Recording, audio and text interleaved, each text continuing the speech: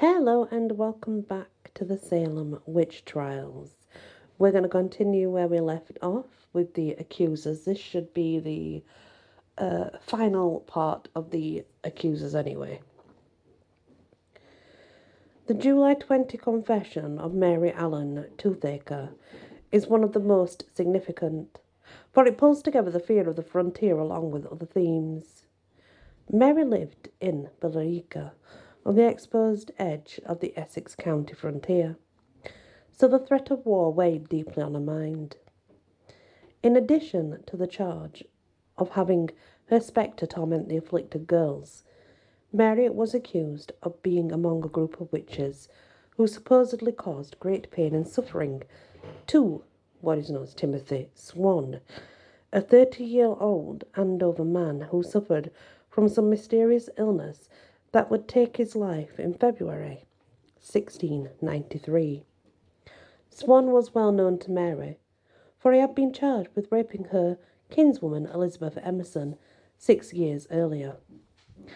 Elizabeth specifically accused Timothy of dragging her upstairs in her home and having sex with her while holding one arm across her throat to ensure her silence. The court found Swan not guilty, though it ordered him to support the child born of that union. Unfortunately, his assistance was irregular, late, and often in goods of little or no value, and Elizabeth's life had gone downhill from that point.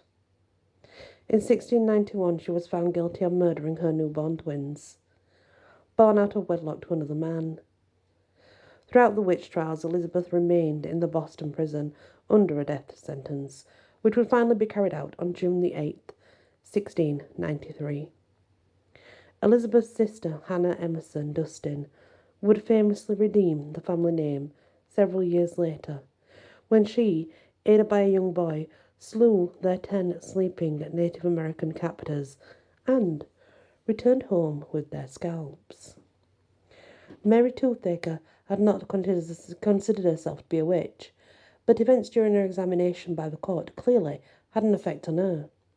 After her striking down of several of the afflicted persons with her looks, and also being confronted with a testimony about the suffering of Timothy Swan, she confessed.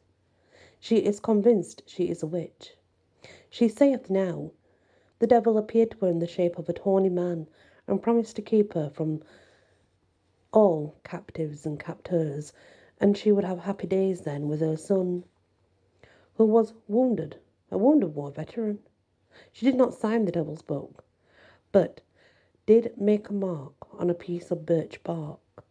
She made a pact with the devil, for he said he was able to deliver her from anything that would come as a possible captive from the Indians. The fear of the frontier is palpably clear here, as is the fact that she had convinced herself that she was indeed a witch. The troubled story of Elizabeth Emerson and Timothy Swan was a factor too, for she confessed she hurt Timothy Swan, and is afraid that she, the said Toothaker, squeezed his throat, harming Timothy just as he had done to Elizabeth while he raped her. Clearly, Mary Toothaker harboured ill will towards Swan when he actually did suffer illness. Mary believed her odd feelings could have been the cause, that she may indeed have invoked Satan's powers just by these feelings alone, as well as her concerns for safety from the war for herself and her family. Yet other factors were at work here too. Mary was brought under suspicion only after several of her family members were accused of witchcraft. Her husband, Dr. Roger Toothaker, had already died in prison, as we have seen, and her sister, Martha Allen Carrier, was hanged. The charges against Carrier and her family may have resulted in part from the fact that they were held responsible for spreading smallpox throughout Andover in the fall of 1690, when 5 members of her extended family died from the disease. In all, 9 members of the Allen family would be charged, along with many more Kin and Dane and Howe families. charges that were closely related to ongoing religious tensions and Andover's ministers, Francis Dane and Thomas Bernard. As with George Burroughs and John Alden, many of the elements of Mary's accusations and confessions involved the war. Even the smallpox epidemic of 1690 was associated with the conflict, for many believed the disease had been introduced to the colony by soldiers returning from Phipps' failed expedition on Quebec. On August the 1st, 1692, 2 days after Mary Toothaker's confession, her Billerica neighbourhood was subject to native raid. She was fortunate to be in Salem jail, for 2 families who lived near her perished.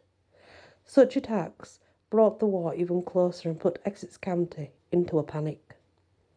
All of these aspects of the confession, owning the devil's covenant by signing his book, being baptized by him, attending a satanic version of the Lord's Supper at which his covenant was renewed, turned tradition Puritan faith upside down.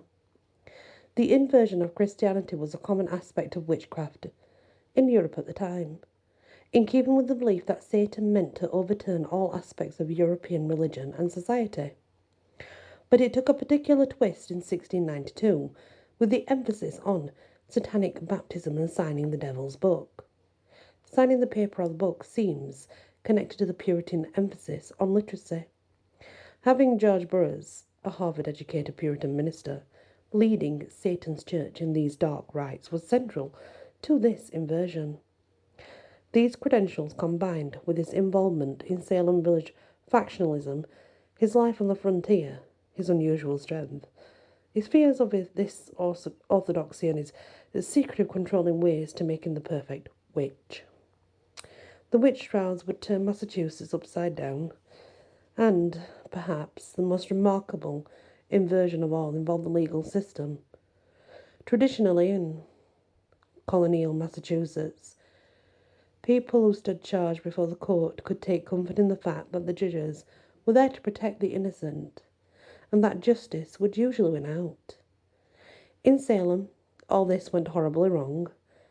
To understand how and why this occurred, we must next turn to the actual judges of the Salem witch trials. And that is the last part of the accused Salem witch trials. The next part we will learn about the judges, those that judged the women and the men and sentenced them, which will be very interesting indeed. Thank you for listening, and many blessings.